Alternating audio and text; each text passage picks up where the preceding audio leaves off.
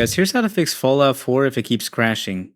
We'll stop the random crashes to your desktop, vanilla, or modded. So right click Fallout 4 on Steam, go to Manage, then select Browse Local Files, then double click the Fallout 4 launcher.exe. Once the launcher opens, select Options, then select Advanced, and turn off Godrays Quality. This fixes it for people that are getting crashes or stutters when you're looking towards the sun.